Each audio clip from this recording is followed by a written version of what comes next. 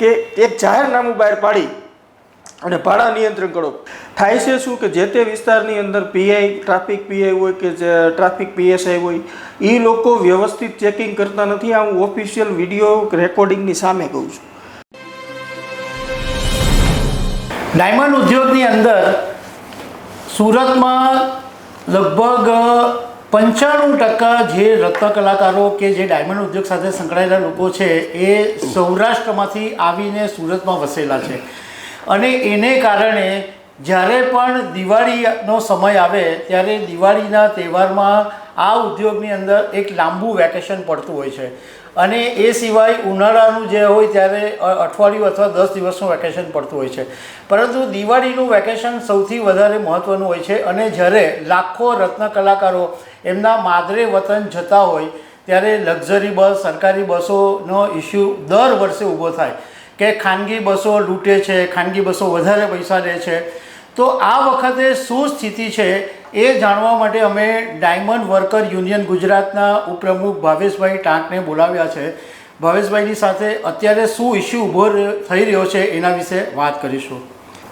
ભાવેશભાઈ, દર વખતે રત્ન કલાકારો જ્યારે દિવાળીના સમયમાં સૌરાષ્ટ્રમાં વતને જાય ત્યારે આ ઇસ્યુ ઊભો થાય છે કે લક્ઝરી બસવાળા ઉઘાડી લૂંટ ચલાવે છે. તો આ વખતે શું સ્થિતિ છે? શું ભાડા છે અને શું ભાડા લેવામાં ડિમાન્ડ કરવામાં આવી રહી છે ખાનગી લક્ઝરી બસો દ્વારા? દર વર્ષે આપણે ખ્યાલ હોય તો દર વર્ષે આપણે જતા જ હોઈએ છીએ. અને દર વર્ષે અમે સુરત શહેર કલેક્ટર, સુરત શહેર કમિશનર, ટ્રાફિક વિભાગ આ બધાને રજૂઆત કરીએ કે ભાઈ મારું ગામ જુનાગઢ છે, અત્યારે ચાલુની અંદર 700 રૂપિયા સિંગલ સોફાનું ભાડું છે. તો એ આજે નવરાત્રિ પછીનો જ્યારે સમયગાળો આવશે ને એટલે એના 1400 રૂપિયા સિંગલ સોફાના થશે. ડબલ સોફાના 1400 રૂપિયા છે, એના 2800થી 3000 રૂપિયા થશે. ડબલ ભાડું થયું. એક તો 2 વર્ષથી આ મંદિર તો પીસાઈ રહ્યો છે કારીગર, એમાં એને માદરે વતન જવું હોય. એસટી વિભાગ ખૂબ સારી સુવિધા આપે છે. એસટી વિભાગ એની એક્સ્ટ્રા બસો 1500થી 1600 મૂકવાના છે, એની હારે અમે સંકલનમાં છીએ. પરંતુ આ જે ટ્રાવેલર્સોવાળા જે ઉઘાડી લૂંટ ચલાવે છે એને ભાડા નિયંત્રણ કરવા માટે અમે કલેક્ટર સાહેબ અને કમિશનર સાહેબને એક રજૂઆત કરી કે ભાઈ આ લોકોના એસોસિએશનને બોલાવી ભાડા નિયંત્રણ કરો. અને દર વર્ષે આપણે ખાલી બોલીએ છીએ, વાત કરીએ છીએ. આ વખતે તમે જાહેરનામું બહાર પાડો. જાહેરનામું બહાર પાડી અને ટ્રાવેલર્સને પોહાય, કારીગરને પોહાય એવું ભાડું નિર્ધારિત કરો, જેથી કરી નો કારીગરને બોજો આવે, નો ટ્રાવેલર્સને બોજો આવે. અમને ખબર છે કે એ લોકો લાખોનું રોકાણ કરી અને કમાવા માટે બસ મફત નથી ચાલતી. બસમાં ડીઝલ જોઈએ, ડીઝલના ભાવે આજે વધી ગયા છે, અમે સમજીએ છીએ. પરંતુ એટલા તો નથી વધ્યા તો ડબલ ભાડું લે. તો એ આપણે એ કહી શકીએ કે તમારે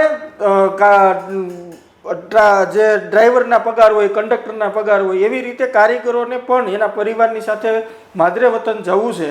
પરંતુ તમારા ભાડા એટલા કમર તોડી નાખે છે. હવે 3000 આવવાના, ત્યાંથી પાછા અહીંયાથી નથી ડબલ, ત્યાંથી જ્યારે સ્કૂલોના વેકેશન પડે છે ત્યાંથી ડબલ. એટલે એક પરિવાર સાથે આવે એટલે ડબલનો સોફો થાય તો 3000 આ એટલે 6000નું તેનું ટિકિટ ભાડું છે. તો 6000ના ટિકિટ ભાડાની વચ્ચે આ કલેક્ટર સાહેબને પણ હું કહેવા માગું કે એક જાહેરનામું બહાર પાડી અને ભાડા નિયંત્રણ કરો. બીજો ઇસ્યુ એ છે કે એક સોફાની અંદર ટ્રાફિકના નિયમો અનુસાર એક જ વ્યક્તિ ટ્રાવેલિંગ કરી શકે અને ડબલના સોફાની અંદર 2 વ્યક્તિ ટ્રાવેલિંગ કરી શકે. આખી બસમાં 52 થી 51 જણા, એસટીમાં જો 52 જણા બેહાડતા હોય તો ટ્રાવેલર્સની અંદર આપણે 53 રાખો, તો એની અંદર 70 જણા ભરી અને ટ્રાવેલિંગ કરાવતા હોય છે. તો આ જ્યારે અકસ્માત થાય અને કોઈ મોટી જાનહાનિ થાય, ભગવાન કરે ન થાય, આપણે એવું ઈચ્છતા નથી કે થાય, પણ હાઈવે છે, હાઈવે ઉપર કોઈ નક્કી નથી હોતું. તમે તમારી સૂઝબૂઝમાં ચલાવતા હોય તો સામેવાળો કઈ રીતે કઈ સ્થિતિમાં આવે એ ખબર નથી હોતી.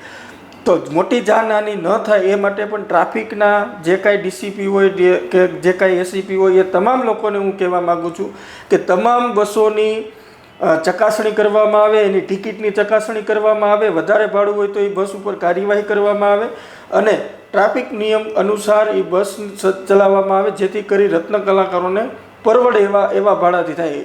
એટલા માટે અમે કલેક્ટરને રજૂઆત કરી છે. ભાવેશભાઈ, તમારી પાસે એવા કોઈ આંકડા છે? એટલે રત્ન કલાકારો સૌરાષ્ટ્રમાં જાય તો એમની પાસે મારી દ્રષ્ટિએ 3 વિકલ્પ છે. એક લક્ઝરી બસ દ્વારા જઈ શકે, એક સરકારી બસ દ્વારા જઈ શકે, એક બાય રોડ કદાચ જઈ શકે, અને કદાચ ટ્રેનની જો ફેસિલિટી હોય તો કેટલી બસો, સરકારી બસોમાં રત્ન કલાકારો જતા હોય છે અને લક્ઝરી બસોનો કેટલો ઉપયોગ થતો હોય, એવા કોઈ આંકડા છે તમારી પાસે? સરકારી બસની અંદર હવે હું વાત કરું તો અમારી બાજુની અંદર હું મારી જ વાત કરું. મારું ગામ જુનાગઢથી 35 કિલોમીટર મેંદેડા.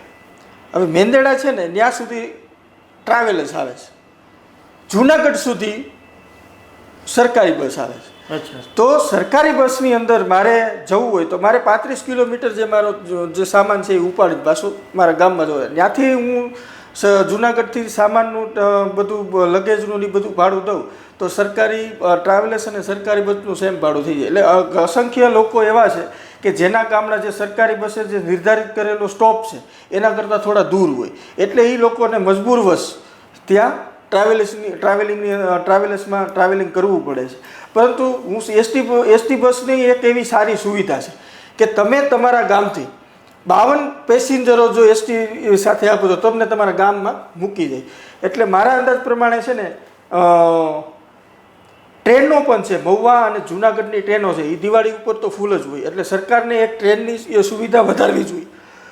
અને બીજું કે એસટી બસની સુવિધામાં એવું કરવું જોઈએ કે ભાઈ જે ગામની અંદર વધારે પ્રમાણમાં એ તો કરે જ છે, પરંતુ એના સ્ટોપ વધારવા જોઈએ. જુનાગઢની અંદર ખાલી 2 થી 3 સ્ટોપ છે, અમરેલીની અંદર 2 થી 3 સ્ટોપ છે. તો એ સ્ટોપ વધારે તો પેસેન્જરો વધારે થાય.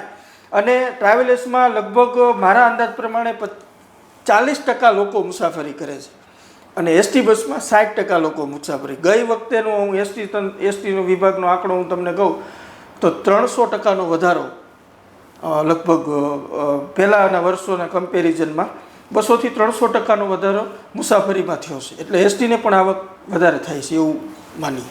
ઓકે ભાવેશભાઈ, આ વખતે ઘણા સમયથી જે મંદીની વાત ચાલે છે, તો જે દર વખતે લગભગ 25 દિવસનું વેકેશન પડે, તો આ વખતે વધારે દિવસનું વેકેશન પડે અથવા વહેલું વેકેશન શરૂ થાય એવો કોઈ માહોલ છે?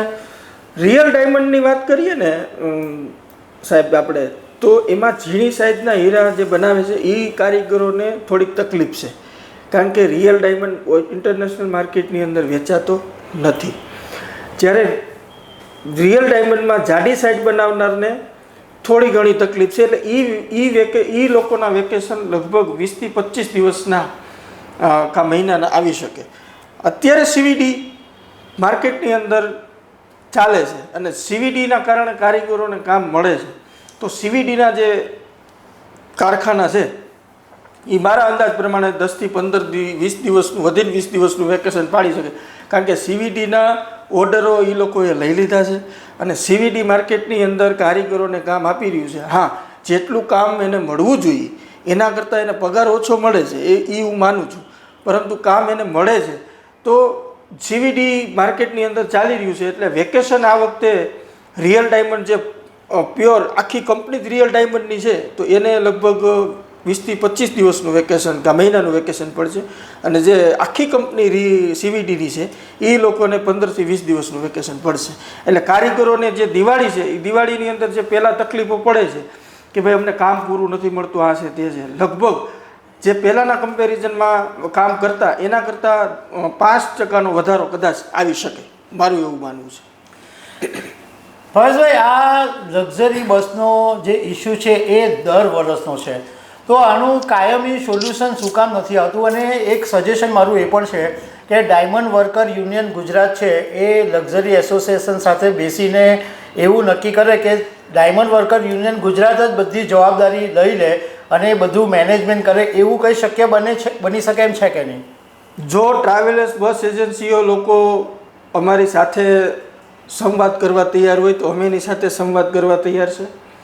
અમે સુરત શહેર કમિશનર અને સુરત શહેર કલેક્ટર સાહેબને પણ રૂબરૂમાં કીધું કે જ્યારે તમે આ ટ્રાવેલર્સ સંચાલકોને બોલાવો ત્યારે અમને પણ બોલાવજો, અમારા પણ મુદ્દાઓ છે ને અમે એ મુદ્દાઓની આપની સમક્ષ ચર્ચા કરવા માગીએ છીએ.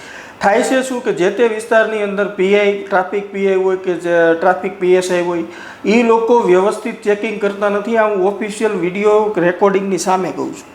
એ લોકો વ્યવસ્થિત ચેકિંગ કરતા નથી એટલે આ ટ્રાવેલર્સ વાળા જે છે એ લોકો ફાવી જાય છે. પરંતુ વ્યવસ્થિત ચેકિંગ કરે, ટ્રાફિક એસીપી હોય, ટ્રાફિક ડીવાયએસપી હોય કે ટ્રાફિક પીઆઈ હોય, પીએસઆઈ હોય કે પછી કોઈ હેડ કોન્સ્ટેબલ હોય, એ ટ્રાફિકની અંદર જે કામ કરતો હોય એક એક બસને જો વ્યવસ્થિત ચેક કરશે ને તો હું જ્યાં સુધી માનું છું ને 95% બસ એવી નીકળશે કે જ્યાં ટ્રાફિકના નિયમોનું ઉલ્લંઘન થાય છે અને બેફામ ભાડા લઈ અને પાછું આ લોકો એક સિસ્ટમ એવી કાઢી છે, ભાડું તમારી પાસેથી 2800 લે પણ તમને ટિકિટ 1400ની જ આપશે. એટલે એક એક વ્યક્તિને પૂછવામાં આવે તો એ તમને ખ્યાલ આવી જાય કે આ લોકો કેટલા હદે ભાડા લે છે. તો આ બાબતે હું ટ્રાવેલર્સ એસોસિએશનના જે પ્રમુખ છે એની સાથે એ લોકો એમ કહેશે કે અમારી સાથે સંવાદ કરો તો અમે એની સાથે સંવાદ કરવા તૈયાર છીએ અને વચ્ચેનો રસ્તો કાઢવા માટે અમે તૈયાર છીએ, જેનાથી બંને પક્ષને પરવડે અને બંને પક્ષ વ્યવસ્થિત રીતે તમને ટ્રાવેલર્સને નુકસાન ન જાય અને કારીગરને પણ નુકસાન ન જાય એ રીતનો રસ્તો આપણે સાથે બેસીને કાઢીએ એવું હું કહેવા માગું છું. રત્ન કલાકારો જ્યારે દિવાળીના વેકેશનમાં સૌરાષ્ટ્રમાં જાય ત્યારે સ્વાભાવિક રીતે જ, કારણ કે એમને 20-25 દિવસ જવાનું અને પોતાના ગામ જવાનું હોય એટલે ઘણી બધી વસ્તુઓ, એટલે એમની પાસે સામાન બહુ બધો હોય અને લક્ઝરી બસમાં આ દર વખતનો ઇસ્યુ છે કે ભાડાની લૂંટ ચાલવામાં આવે છે અને લક્ઝરી બસ એસોસિએશનવાળા એમની દલીલ પણ રજૂ કરતા હોય છે કે એમને વર્ષની અંદર જ આ એક એવો મોકો મળતો હોય છે કે જ્યાં એમને પૈસા મળતા હોય, બાકી આખા વર્ષનો જે ખર્ચો આમાં એડજસ્ટ થાય એવું એ લોકોની દલીલ રહેતી હોય છે.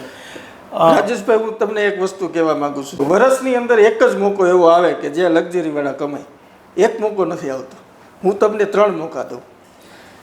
ઉનાળાનું વેકેશન આવે છે. ઉનાળાના વેકેશનની અંદર આ લોકો ભરપૂર ટ્રાવેલ્સમાં જાય છે. ત્યારે ઉનાળાના વેકેશનની અંદર એસટીવાળા એક્સ્ટ્રા બસ નથી મૂકતા, તમને ખ્યાલ છે.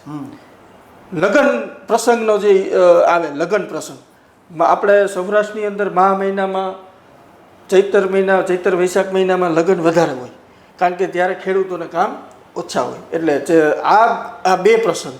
ત્રીજો પ્રસંગ છે સાતમ આઠમનો.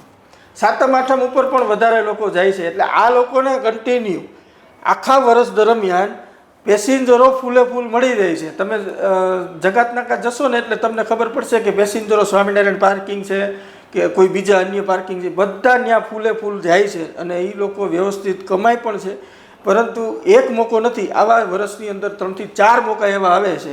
ઉનાળાનું બાળકોનું સ્કૂલનું વેકેશન અને લગ્નગાળો અને વચ્ચે જે કંઈ હારા મોરા પ્રસંગમાં જતા હોય એ અને સાતમ આઠમ, આ 3 સિઝન એ લોકો ભરપૂર કમાય છે. અમે ખાલી એક જ સિઝનમાં એમ કહીએ છીએ ભાડું ઓછું લ્યું.